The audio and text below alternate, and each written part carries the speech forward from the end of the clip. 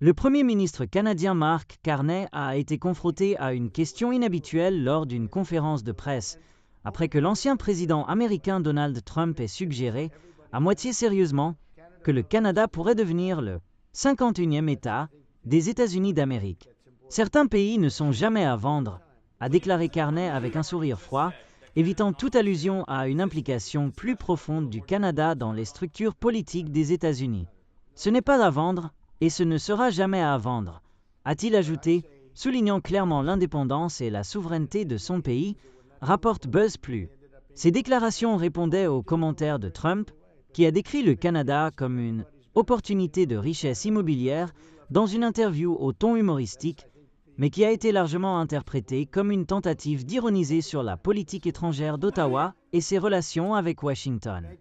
Au lieu de cela, l'opportunité réside dans le partenariat et dans ce que nous pouvons construire ensemble, a souligné Carney, cherchant à orienter la discussion vers la coopération et l'alliance traditionnelle entre les deux pays, notamment dans des domaines tels que le commerce, la sécurité et les changements climatiques. Trump, qui a souvent utilisé une rhétorique provocatrice pour attirer l'attention, a reconnu que le Canada augmente sa participation militaire, une référence à l'engagement dans l'OTAN et à l'augmentation du budget de la défense. Il a ensuite ajouté en plaisantant « mais ne dis jamais jamais », un commentaire qui, malgré son ton léger, a suscité diverses réactions au Canada. La communauté politique à Ottawa, y compris l'opposition, a réagi avec prudence, voyant cet épisode comme une occasion de réaffirmer les valeurs canadiennes d'indépendance et de coopération internationale